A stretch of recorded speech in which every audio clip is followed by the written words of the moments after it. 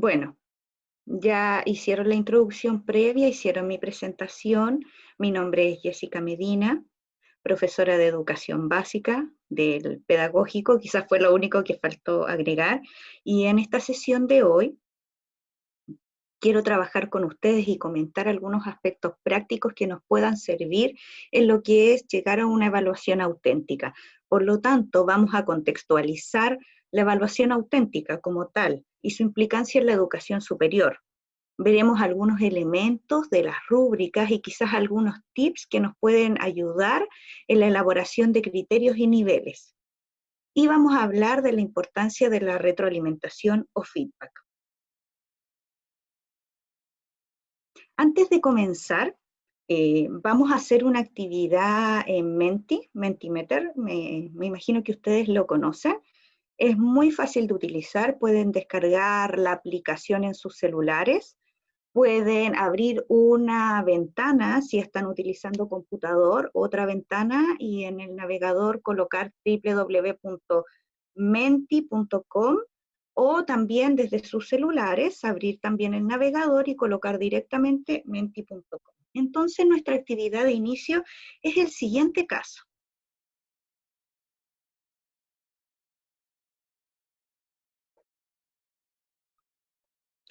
Federico es profesor de la asignatura de formación general en el cuarto semestre. Siempre organiza su asignatura en dos grandes partes o módulos. En el módulo 1, él abarca bases contextuales y teóricas de la disciplina. Y en el módulo 2, una contextualización del área de la formación y producción de informes cercanos al mundo laboral. Federico realiza una evaluación al finalizar cada módulo, pero no existe un diálogo entre ellas, ni continuidad de los módulos, ya que cada uno y las evaluaciones se trabajan de manera aislada. ¿Cómo lo hace Federico? Él en el módulo 1 hace 2 talleres pequeños, prácticos, como unas guías de aprendizaje en grupo. Estas guías son de preguntas cerradas principalmente, con alternativas y una pregunta abierta. Y cada una de ellas vale un 10% dentro de la asignatura. Después, dentro del mismo módulo 1, al finalizar, el módulo hace una prueba escrita individual, que es con respuesta cerrada. Esta prueba vale el 40%. Y en el módulo 2 hace un informe que es de producción escrita en parejas, y esto lo evalúa con una rúbrica. Y esto tiene el 40%. Entonces, que ahora ya conocemos cómo trabaja Federico, yo los invito a abrir menti.com para responder las siguientes preguntas. ¿Y tienen ya su Menti abierto?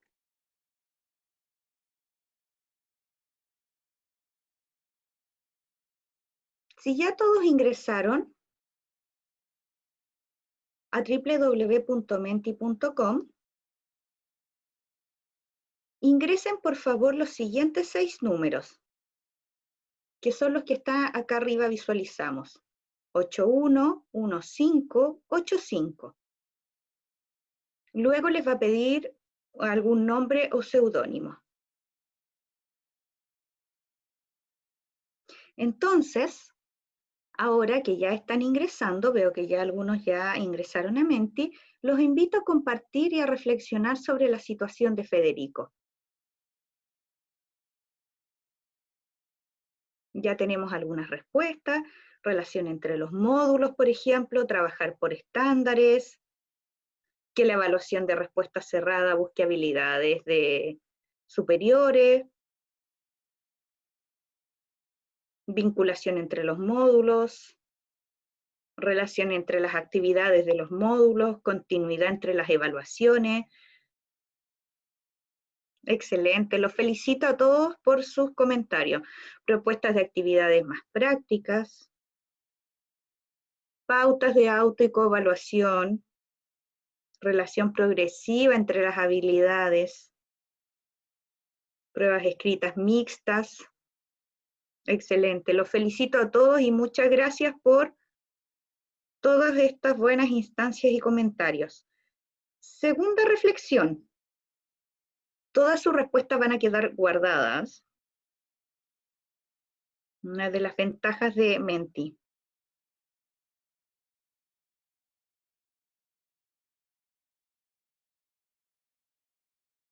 Ahora, focalizándonos en sus propias prácticas docentes, ¿qué elementos de evaluación auténtica ustedes reconocen que es posible agregar o elementos de mejora en sus propias prácticas?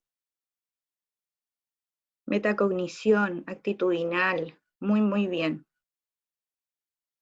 Rúbricas, feedback, retroalimentación y seguimiento.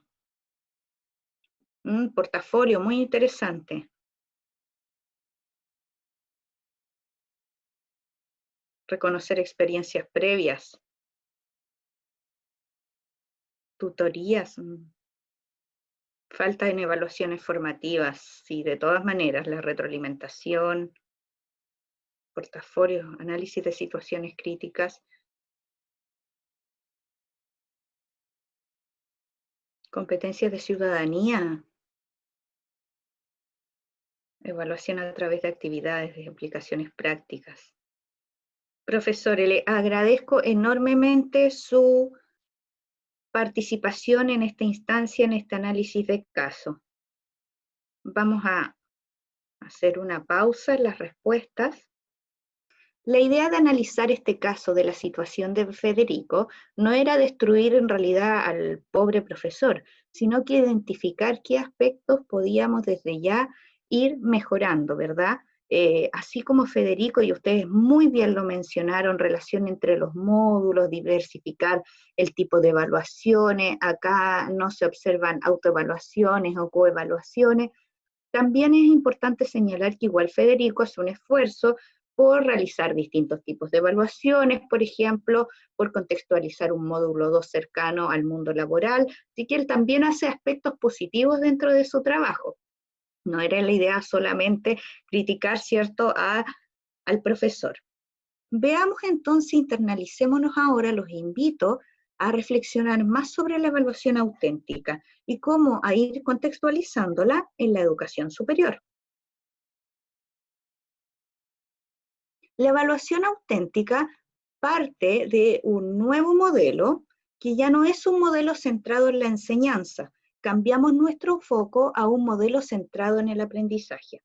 Recordemos también que esto viene dado por un contexto internacional del marco de educación superior europeo, donde trabajan un modelo centrado en competencias y empiezan lo que es un sistema de crédito transferible, ¿verdad?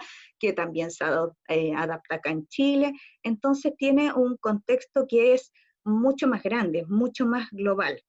Y este modelo centrado en el aprendizaje tiene una definición muy sencilla que dice que es la evaluación auténtica una metodología que va a conducir al estudiante a desarrollar las habilidades propias del mundo real, o sea, del futuro mundo laboral donde él se va a desempeñar. Por lo tanto, todas las evaluaciones deberían estar contextualizadas hacia esas competencias que necesita este egresado para implementar, para poner en la práctica en su trabajo.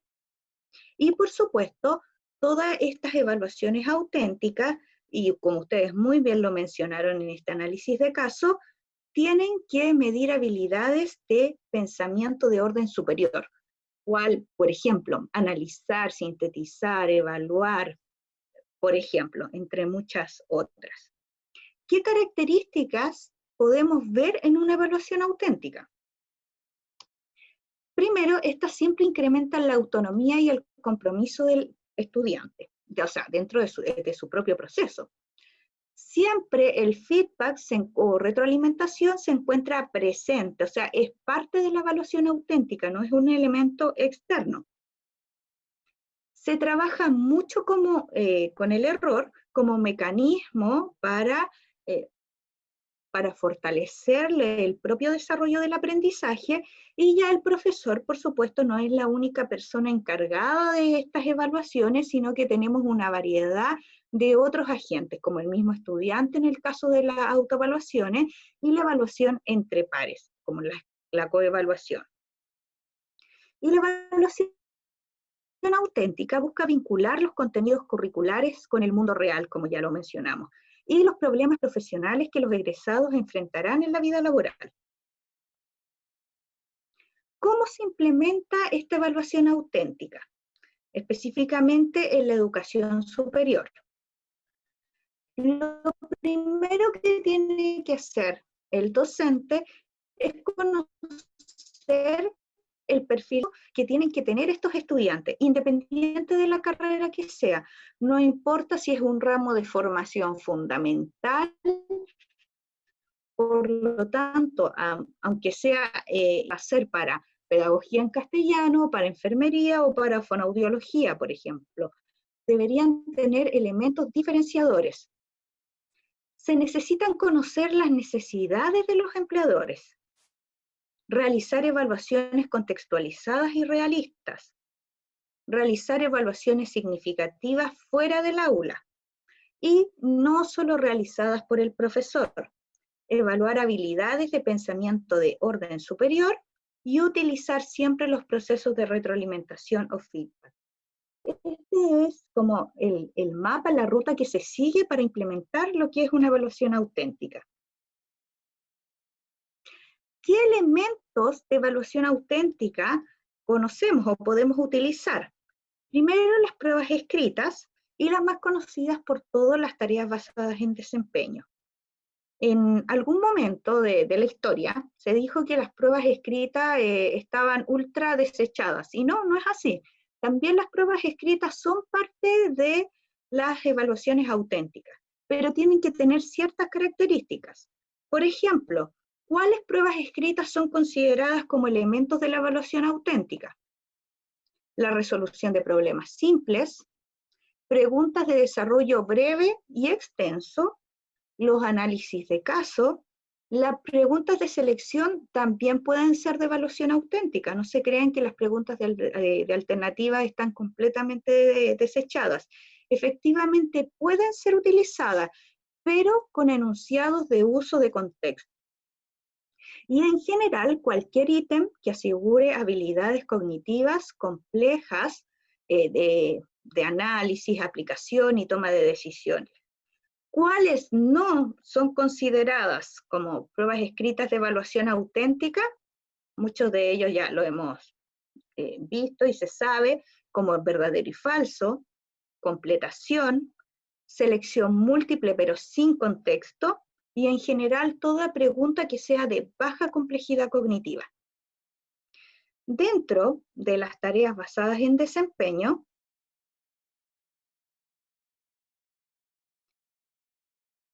tenemos aprendizajes basados en problemas, aprendizajes basados en proyectos, informes de evaluación, fichas clínicas, póster, debates, entre otros. Esos son los más que conocemos y son las tareas basadas en desempeño que más se utilizan en educación superior. Veamos brevemente, muy breve, algunos ejemplos. ¿A qué nos referimos? Vamos a empezar con las pruebas escritas. Dijimos que tenían que ser ítems que apuntaran a la aplicación, a la toma de decisiones, que sean contextualizadas. Y aquí tenemos un ejemplo, una situación.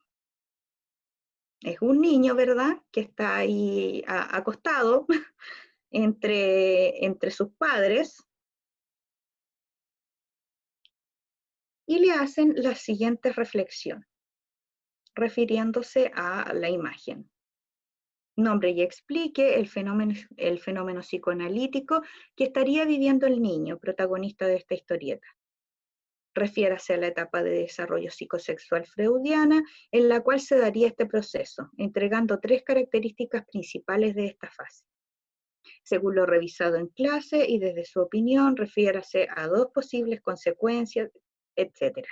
¿Se entiende? Está contextualizando esta situación y lo está llevando, y el conocimiento que él tiene de estos distintos procesos lo pueda aplicar en esta situación y en este problema. ¿Cuál sería un ejemplo de baja complejidad cognitiva y que no deberíamos utilizar? Ahí tenemos ese ejemplo. ¿Cuál es el nombre de la primera etapa del desarrollo según Piaget? Que está bien, todos sabemos la importancia y que tenemos que conocer el nombre de estas etapas, pero ¿cuál es su importancia dentro del desarrollo? O sea, esta pregunta, ¿verdad?, no tiene un contexto. Veamos otros ejemplos. Tareas basadas en desempeño. Dijimos que dentro de las tareas basadas en desempeño, el aprendizaje basado en problemas y simulaciones clínicas eran una de estas alternativas. Uno de los formatos más típicos es una ficha que se realiza como un tipo de tabla de doble entrada, donde se coloca el título, el área, la situación problema, las necesidades del empleador, las competencias específicas, genéricas del perfil de egreso y las habilidades de pensamiento que vamos a buscar desarrollar con estas actividades. Veamos un ejemplo. No mío, por supuesto, esto ahí está la fuente. Este es de la carrera de fonoaudiología. El título de este trabajo se llama Saliendo del box. Y les comento, pasa la siguiente situación. Todos sabemos que los exámenes fonoaudiológicos son muy precisos, por supuesto necesitan un ambiente muy tranquilo, con mucho silencio, pero mucho de eso no pasa en la realidad. Entonces, ¿qué pasa si hay ruidos externos, otro tipo de distractores? Por lo tanto, expresa que las necesidades del empleador requieren que sus fonoaudiólogos se adapten a estas condiciones, quizás un poco de estrés, que no son tan ideales, que sean innovadores, creativos, que quizás apliquen otros sistemas de evaluación, buscar información científica, y dentro de las competencias específicas, acá vemos que realicen evaluaciones y diagnósticos desde otras áreas.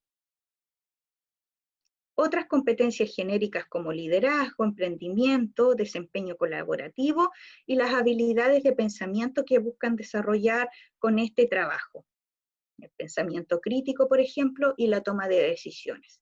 Esto es un ejemplo muy básico y una estructura muy común para trabajar lo que son aprendizajes basados en problemas y en este caso además que es podría llegar a ser una simulación. Y dejamos la rúbrica, no la mencionamos anteriormente porque la rúbrica viene a ser como el gran caballito de batalla de esta evaluación auténtica. La rúbrica es un elemento completamente útil que me va a servir como apoyo tanto para acompañar pruebas escritas o tareas basadas en desempeño. Una rúbrica es un instrumento de observación con múltiples ventajas y por eso le vamos a hacer un espacio especial en esta conversación para hablar de la rúbrica. Una rúbrica, como muchos ya hemos visto, cantidades de rúbricas, es un listado de criterios específicos que permiten valorar el aprendizaje. Y ya aquí está, lo mencionamos, pueden usarse para evaluar portafolios, preguntas de respuestas abiertas, ensayos, resolución de problemas, trabajos escritos, presentaciones orales, en fin, un sinnúmero de actividades. Se considera un instrumento de alta confiabilidad y permite una evaluación mucho más precisa. Normalmente, una rúbrica se ve de esta manera. Ya vamos a ir internalizando en cada uno de estos aspectos. Por un lado, tenemos los criterios hacia abajo, ¿verdad?, que se van a evaluar. Acá tenemos una rúbrica, por ejemplo, para presentación oral. Y horizontalmente tenemos los niveles. Acá tenemos insuficiente, suficiente y excelente. Y si ustedes se dan cuenta, con un número asociado a cada uno de estos y una descripción por cada uno de estos niveles. Ya vamos a internalizarnos en en profundidad en estas rúbricas. Las rúbricas establecen niveles o grados de desempeño a ser valorados en relación a una competencia o un elemento de esta, de acuerdo con un objetivo. Por supuesto, todo dentro del proceso de aprendizaje. Entre las múltiples ventajas se encuentran: permite al profesor o al estudiante conocer qué se espera al finalizar el trabajo y los criterios con que se va a calificar. Por lo tanto, el estudiante ya tiene antecedentes de lo que se espera de este ideal. ¿Cuál es el ideal que él tiene que lograr? Clarificar los objetivos de una actividad de aprendizaje y la manera de alcanzarlos. Indica al estudiante y al profesor las fortalezas y las oportunidades de mejora. Veamos algunos consejos muy prácticos que nos pueden ayudar a construir una rúbrica. Primero, siempre escribir las instrucciones claras. Bueno, esto es para todo en general, para todas las evaluaciones. Establecer el objetivo o competencia que se va a abordar en este trabajo, que se va a evaluar con la rúbrica. Y siempre eso compartido con los estudiantes. Describir los criterios de desempeño. Cada uno de los criterios, como dijimos, todo lo que ustedes le piden en la evaluación tiene que verse en los criterios, que son estas filas, en este caso que vemos aquí de color naranjo, ¿verdad? Diseñar una escala de calidad con los niveles. No existe, y aquí estos son los niveles, ¿verdad? No existe un ideal de niveles. Por lo general, lo que se utiliza son entre 3 a 4 niveles, pero no hay un ideal que diga, no, tienen que ser 4 o tienen que ser 5. Eso es más bien libre del profesor. Los niveles deben tener una característica cualitativa. Por ejemplo, óptimo. Acá vemos en este ejemplo, excelente, cumplió con el estándar, puede ser no logrado, logrado, etc. Y siempre dar a conocer la rúbrica a los estudiantes al iniciar el trabajo. O sea, no puede ser entregada la rúbrica al finalizar el trabajo. Tiene que el estudiante estar siempre al inicio y visible. Y esto es para todos los niveles educativos. Los criterios deben explicar cuáles son las características del trabajo que se solicitó. Y los niveles indican los aspectos a evaluar. Parten de lo ideal, que el estudiante, nosotros partimos como profesores redactando el ideal, y después vamos hacia lo mínimo que esperamos encontrar. Veamos un ejemplo y cómo podemos ir conociendo y reconociendo buenos elementos de estas rúbricas. Tenemos aquí los criterios. Horizontalmente, acá con color celeste tenemos los niveles y la descripción de cada uno de ellos en el nivel que esperamos lograr. Los invito, ahí tenemos otro ejemplo que ya lo habíamos visto, de los criterios. Y horizontal tenemos los niveles.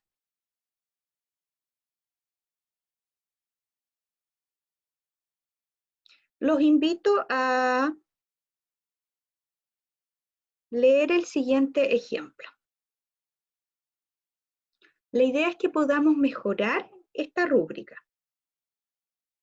Esta rúbrica es para resolver un problema matemático. Evalúa los criterios de estrategias y procedimientos y después la explicación. Tiene niveles óptimos, satisfactorio, regular, deficiente y está con el puntaje. Al menos esa parte está muy bien lograda. Pero ya vemos, por ejemplo, algunos detalles con color rojo. En el nivel óptimo dice, por lo general, usa una estrategia eficiente y efectiva para resolver problemas.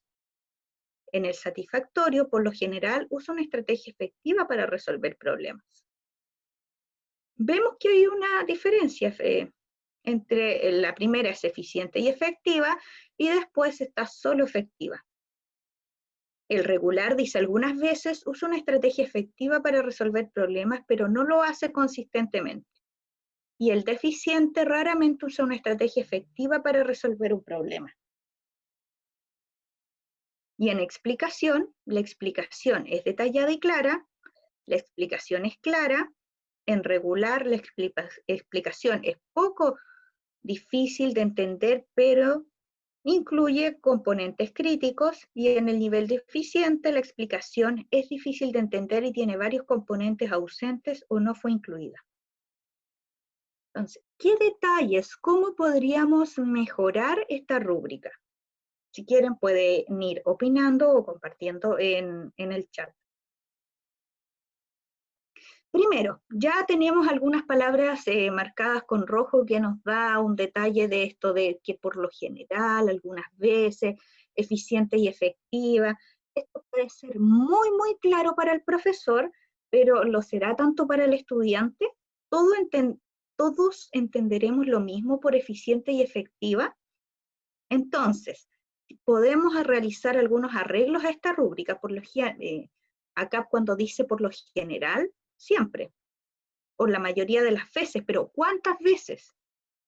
Entonces, esto por lo general, algunas veces, raramente, detallémoslo, 5 veces, 6 veces, más de la mitad, sobre el 80% del tiempo, detalles súper concretos que nos ayuden a identificar elementos y todos comprendamos lo mismo.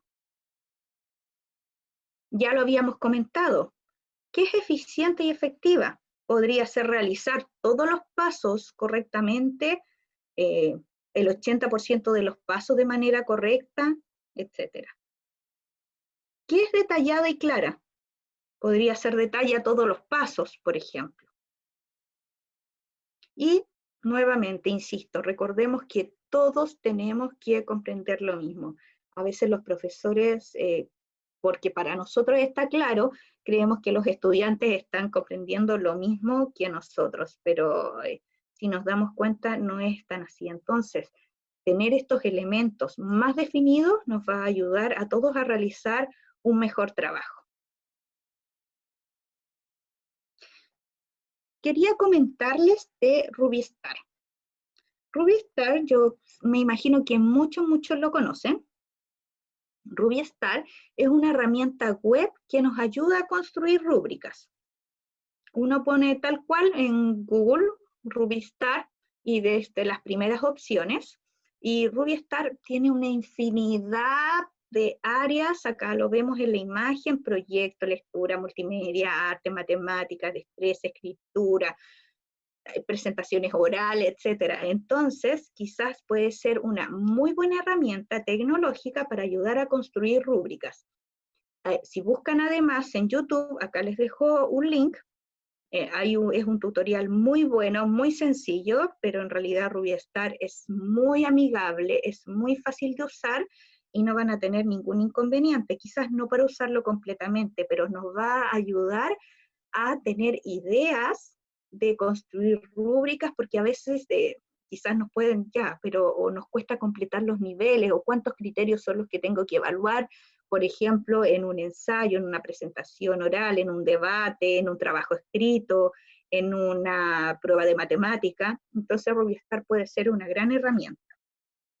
¿Cómo es Rubistar? Si bien no vamos a hacer un tutorial de Rubistar, pero se los comento porque es muy, muy útil. Nosotros vamos a poner, por ejemplo, presentación oral, trabajo escrito, ¿y qué vamos a evaluar de esto? Escogemos uno de ellos y nos da acá, nosotros escogemos qué cosas queremos tener como criterios. Guión, por ejemplo, investigación, trabajo en equipos, nos da muchas alternativas y nosotros escogemos cuál queremos. Al yo seleccionar guión, inmediatamente se completan los niveles. Eso sale automático. Pero ojo, si se dan cuenta, tiene también algunas desventajas para que no nos quedemos solo con esto. Primero, si se fijan acá arriba, nos da solo los puntajes, no está el nivel, que siempre tenemos que asociar una categoría cualitativa y un puntaje. Por ejemplo, logrado, ya. ¿Qué vamos a entender por logrado y cuánto vale ese logrado? Excelente, ¿qué entendemos por excelente? ¿Cuánto vale ese excelente? Y si ustedes se fijan, también puede emplear a veces un lenguaje que no nos puede quedar tan claro, porque recordemos que este es algo muy, muy general. ¿Cómo lo vemos acá? Como regularmente, comentaron regularmente. Entonces, ya se entiende por regularmente. Entonces, también puede tener estas dificultades con el lenguaje. La buena noticia es que esto es editable. Yo lo puedo descargar, lo puedo editar o utilizarlo como ideas para construir distintas rúbricas. Así que es una excelente herramienta. Hay otros también. No es el único programa. Y el último tema que vamos a abordar es la retroalimentación o feedback. Si bien todos sabemos lo que es la retroalimentación, la idea es que en este espacio podamos ver algunos tips claros de cómo realizar algunas retroalimentaciones. Todos sabemos que la retroalimentación o feedback consiste en la información que reciben los estudiantes de cómo es su estado actual. La entendemos como siempre, y quizás esto es comprendido por la mayoría de los profesores, que es, termina la evaluación y el profesor de alguna manera retroalimenta la evaluación a sus estudiantes. Quizás muchas veces esto no se hace en un espacio individual porque claro, si tenemos un curso de 50, 60 estudiantes, realizar este espacio individual podríamos tomarnos toda la clave horaria en este trabajo. Eso es lo que se tiene, eso es lo que se cree. Pero vamos a ver que en realidad la retroalimentación no es solo eso. No es solo el profesor que la puede realizar y vamos a ver algunos ejemplos de retroalimentación muy prácticos que podemos utilizar. Lo primero que tenemos que tener en cuenta es que existen dos tipos de retroalimentaciones, que hay uno interno y hay uno externo. El interno es el que realiza el propio estudiante, por lo tanto también es responsabilidad del profesor que el estudiante sea capaz de realizar una propia retroalimentación interna y de nosotros darle algunos elementos de apoyo para esto. Y el feedback externo lo realiza un tercero. Por lo general, puede ser acá el profesor, pero pueden ser otros agentes, por ejemplo, los mismos compañeros. Siempre dentro de las ventajas que tiene el feedback y que ya lo habíamos mencionado anteriormente, es que ayuda al estudiante a establecer sus propias metas. ¿Cómo lo hace? Él se plantea metas y va a ir comparando su desempeño. Hace referencias externas, le ayudan a ayudar a establecer metas, por ejemplo, el mismo tener estas rúbricas como cuál es el ideal que se esperaba. Usar retroalimentación constante permite al estudiante evaluar sus avances y el estudiante se va a lograr ir autorregulando. Hay 7 pasos en la implementación de un buen feedback. Primero, clarificar qué es un buen desempeño. O sea, siempre tenemos que mostrar el ideal, qué vamos a entender por el logrado o por el excelente. Y ojo aquí, nuevamente, las rúbricas son excelente herramienta para esto. Siempre se tiene que promover la autoevaluación, porque recordemos que también el estudiante es el responsable de realizar su propio feedback. Entregar una información detallada del aprendizaje. Siempre se tiene que promover el diálogo, y ojo aquí, porque es muy importante esto del diálogo, porque normalmente los profesores tendemos a retroalimentar solo de manera escrita. Al entregar el trabajo o la prueba van con los comentarios y no comentamos, no lo dialogamos eso y creemos que el estudiante va a entender el mensaje escrito que nosotros le estamos enviando. Y sabemos que no siempre es así. Promover creencias motivacionales positivas, proveer oportunidades para disminuir la brecha entre el desempeño actual y el esperado, y buscar información desde los estudiantes para moldear su propia enseñanza. Al implementar estos 7 pasos, vamos a tener un feedback exitoso. Veamos un ejemplo muy práctico, solo una idea, de cómo poder realizar un feedback. Tenemos una prueba, cualquiera esta sea. Ya el profesor la corrigió y va a seleccionar algunas preguntas de desarrollo que él considere más importantes, no es toda la prueba, o la pregunta que consideremos más relevante, que englobaba más habilidades de orden superior, y vamos a tomar estas preguntas, vamos a escoger 3 respuestas de distintos niveles, por ejemplo, una que nosotros consideremos excelente, logrado y por lograr. Acá, bueno, está como transcribir, pero obviamente ya ahora usamos copiar, pegar, copiamos, pegamos estas respuestas en otro documento sin identificar quién escribió estas respuestas, lo hacemos de manera anónima, y en clases dividimos al curso en distintos grupos y vamos a solicitar que los grupos evalúen sin nosotros decirles cuál consideramos la mejor. Le pasamos estas respuestas y ellos evalúen con una rúbrica, con la rúbrica que ya tenemos, orientar ciertos los criterios. Luego, por supuesto, los estudiantes no saben cuál es la mejor o la peor respuesta, ni de la calidad de ellas, solo saben que son respuestas y tienen que clasificarlas en esta rúbrica o cómo las clasificarían ellos, qué puntaje le darían según esta rúbrica. Cada grupo puede evaluar, por ejemplo, 3 respuestas para una pregunta.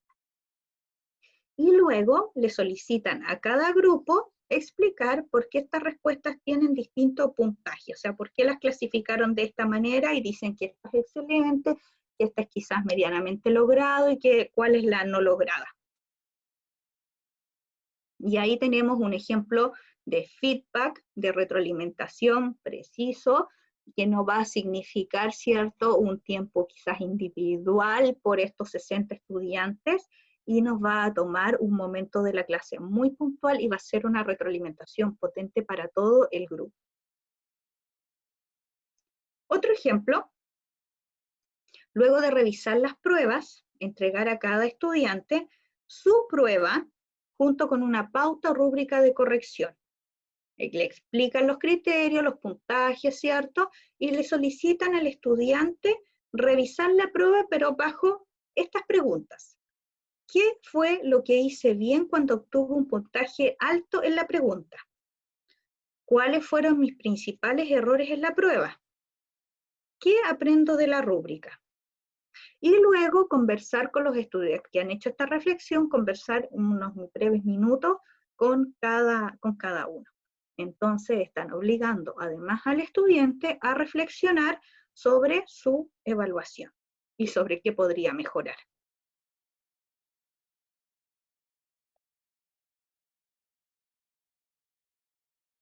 Ahora que ya hemos visto y profundizado un poco más en lo que es la retroalimentación o el feedback, les dejo algunas inquietudes que también pueden ir comentando en el chat. Por ejemplo, ¿qué feedback ha aplicado con sus estudiantes? ¿Han realizado ustedes algún proceso de retroalimentación con ellos? ¿Algo que podamos compartir además? De ser así, ¿sería posible mejorarlo? Y si es posible mejorarlo, ¿cómo lo harían? Este feedback que ya hicieron, ¿cómo lo mejorarían? Y ahora que ya conocemos la importancia de la retroalimentación o feedback, ¿cuál y cómo podríamos implementar de manera real en nuestras clases? De acuerdo al tipo de docencia o curso que cada uno tiene, ¿qué elementos o qué tipo de feedback podrían ustedes realizar con sus estudiantes? Para finalizar esta presentación, vamos a hacer unas preguntas de cierre. Para ello vamos a utilizar nuevamente el Menti. Entonces les pido que entren a www.menti.com y los invito a responder 3 preguntas muy sencillas. El código para este Menti es 195879. Ya, veo que ya están ingresando. Entonces, iniciamos. Entre las ventajas de las rúbricas se encuentran, y ustedes deben seleccionar la alternativa que creen correcta. Recuerden seleccionar la alternativa en su pantalla. Hagan clic sobre la alternativa correcta. Y veamos sus respuestas. Excelente. Muy bien identificadas. Permite al estudiante conocer qué se espera, ¿verdad?, al finalizar su trabajo. Vamos a nuestra segunda pregunta. ¿Preparados? Bueno, ustedes saben, el Menti nos da un puntaje. Excelentes puntajes. Además, respondieron muy rápido. Miguel sacó el primer lugar.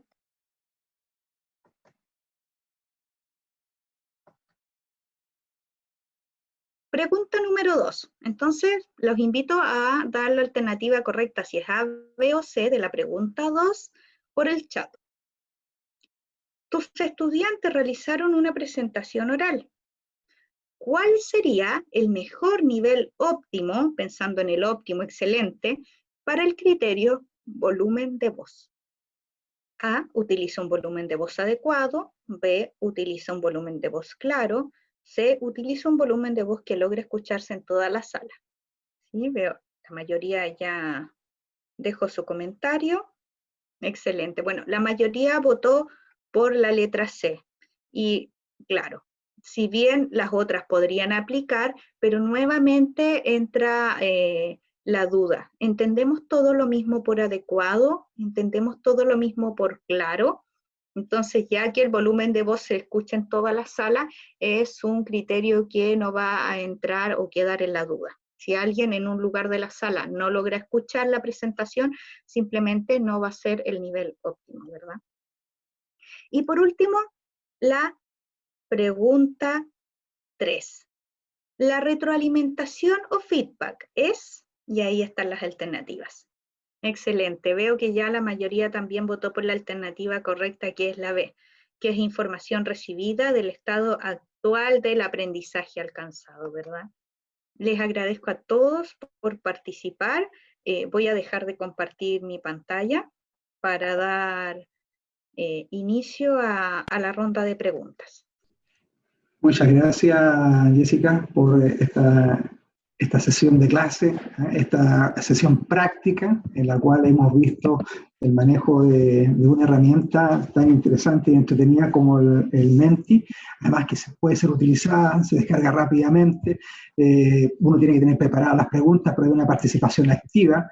Hemos querido en este ciclo de conferencia justamente hacer una idea práctica de cómo debería realizarse la docencia, cómo debería realizarse un proceso de evaluación, cómo debería ser continuo en una sesión de clase, 2 o 3 consultas o participación de los estudiantes, súper focalizado en objetos precisos y no dilatarnos más allá. Toda la conceptualización teórica existe, están los medios para que los estudiantes la puedan recabar, por lo tanto nosotros nos tenemos que focalizar en lo esencial. Y hoy hemos tenido justamente una clase en ese sentido. Se ha focalizado en los aspectos esenciales y prácticos de modo tal que todos pudimos tener una opinión, todos pudimos participar y todos además no hemos sentido que, oye, qué cosas y qué elementos son los que nos falta integrar, mira, en qué cosas yo podría depurar un poquitito más, agregar otros detalles para mejorar justamente este proceso que es tan importante. Más aún cuando no estamos viendo a los estudiantes efectivamente en su proceso de aprendizaje, lo estamos guiando, lo estamos haciendo tutorías, pero efectivamente nos cuesta tomar decisiones respecto a su proceso de aprendizaje y evaluación. Así es que agradecemos la presentación, Jessica, muy entretenida, el rato se pasó volando. Así que vamos a dar paso a algunas de las preguntas que hemos recibido a través del chat, te la voy a ir nombrando. No hay una orden de jerarquía, la más o menos importante, solamente la voy a nombrar. La pregunta número 1 ¿es importante crear una tabla de especificaciones para una rúbrica?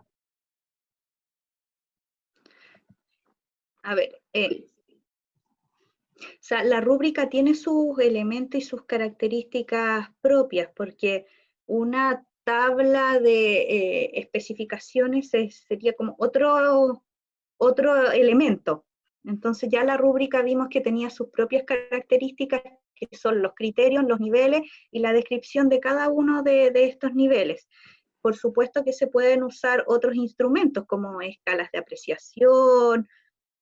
Quizás la lista de cotejo es muy acotada, es muy dicotómica, o es sí o es no. Yo preferiría en eso recomendar una escala de apreciación, pero por supuesto se pueden incorporar un sinfín de otros instrumentos. Pero la rúbrica, como mencionamos, es como un caballito de batalla que nos va a servir para todo. Y esta tiene sus características de construcción, que son las que mencionamos. Perfecto, muchas gracias, se entiende clarito. La segunda pregunta ¿es necesario utilizar una puntuación impar 1, 3, 5 en los niveles de desempeño? No, no, para nada. Podemos darle los puntajes que nosotros estimemos conveniente. Ahora, ojo que nosotros estimemos conveniente, pero por ejemplo en un momento podemos tener 5, después para el otro 3, o cuando colocan 4 y 3, pero que se entienda bien por qué es 4 y por qué es 3. Solo eso, pero no tienen que ser impares. Ya, exacto. Vamos a la tercera pregunta. ¿Se sugiere especificar los adjetivos cualitativos de medición?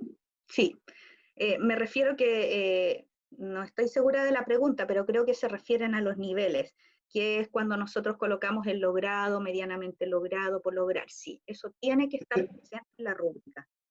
Eso y el puntaje, a menos que sea una rúbrica formativa y solo queramos dejarlo con excelente, logrado, medianamente logrado, no logrado.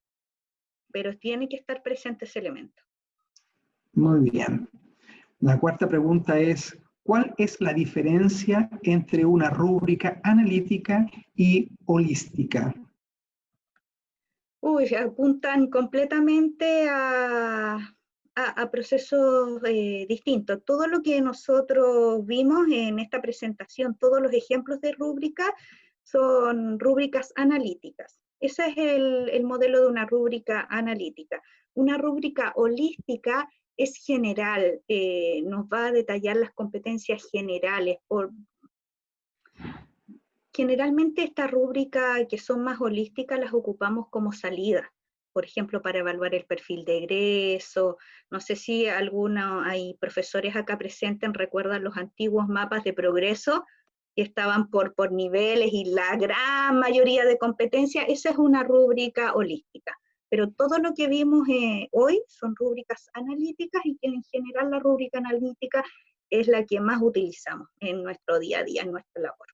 La rúbrica holística es para las competencias de salida. Por ejemplo, ¿qué es lo que esperamos que el estudiante haya aprendido a final del semestre o a final de año o a final de toda su formación universitaria? Perfecto. La siguiente consulta dice, en ocasiones se obtienen calificaciones diferentes a partir de una misma rúbrica por un grupo de docentes, algunos más exigentes que otros o viceversa. ¿Cómo es posible resolver estas diferencias respecto del criterio de exigencia? Solamente construyendo mejor la rúbrica, siendo más claro en el criterio. Y vimos incluso algunos ejemplos cuando decimos por lo general, eficiente, por supuesto, todos no entendemos lo mismo. Entonces, cuando empezamos nosotros mismos a construir y a depurar mejor esos criterios, va a ayudar mucho a que no existan estos problemas, estas diferencias. Ok. La pregunta siguiente es, ¿solo se pueden evaluar auténticamente aquellas habilidades de empleabilidad o profesionales? ¿Qué pasa con la evaluación auténtica en programas académicos como las licenciaturas? O sea, todas las carreras están pensadas para que los estudiantes se desarrollen en un mundo laboral, cualquiera este sea. Por lo tanto, de todas maneras, las competencias que se necesitan en una licenciatura no van a ser lo mismo que en una ingeniería o en una pedagogía. Por lo tanto, sí, la evaluación auténtica tiene que estar presente y tiene que estar pensada en las habilidades que va a necesitar el estudiante una vez que egrese, o sea, en el mundo laboral, independiente de la carrera que éste sea. Así que por supuesto que aplica, pero a todas las carreras. Muy bien. Carlos, Sí, disculpa, y yo creo que, ojo, porque en el mundo escolar también, quizás ahora nos estamos refiriendo como al mundo laboral, pero por supuesto a todo lo que apunta también el currículum escolar, que es desarrollar personas integrales capaces de desenvolverse en la sociedad. Entonces, por supuesto que también es totalmente abordable en el contexto escolar. cuando se habla de empleador en la evaluación, ¿a qué o a quién se refiere?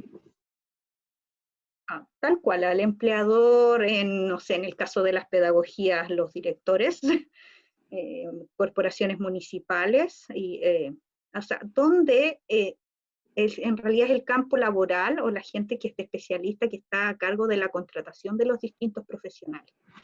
Nosotros quizá apuntamos esto en general a las carreras que más focalizadas en la UPLA, pero por supuesto esto es general a todos. Bien. ¿Las rúbricas son más útiles en la evaluación de proceso o producto? En ambas. La rúbrica es tan útil en todo, pero en todo momento. Por lo tanto, yo la puedo ocupar efectivamente de manera formativa durante el proceso o para un producto final. No, acá no hay límite de uso para las rúbricas. Muy bien. Luego tenemos, ¿se pueden evaluar contenidos conceptuales y actitudinales al unísono y expresar eso en una calificación? Por supuesto que sí. De todas maneras. O sea, nuestro currículum desde la parte escolar nos dice que somos responsables, todos, profesores y docentes, de evaluar contenidos, habilidades y actitudes. Nunca se ha dicho que las actitudes no se tienen que evaluar o no se puede poner una nota por actitudes.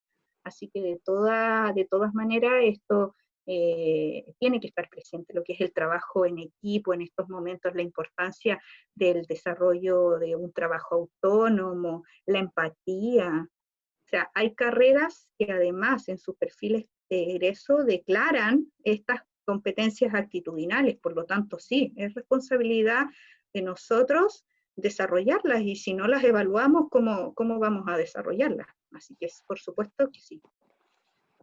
Muy bien. Y la última pregunta, espero entenderla bien y si no, esperamos más explicaciones a través del chat de la persona que la formuló. Cuando se crea una rúbrica con dimensiones y se cuantifica con 5 óptimo, 3 adecuado, 1 inadecuado, ¿no sería inadecuado ya que el alumno podría obtener 4 o 2 puntos? Sí, hay que clarificar muy bien lo del puntaje. Por lo general, la mayoría de los docentes construyen las rúbricas con un criterio. Por ejemplo, el no logrado, 1, 2. El medianamente logrado, 3, 4. Y el logrado, no sé, 4, 5, por ejemplo. Entonces, en la rúbrica tiene que quedar súper claro por qué el estudiante saca 3 y no 4.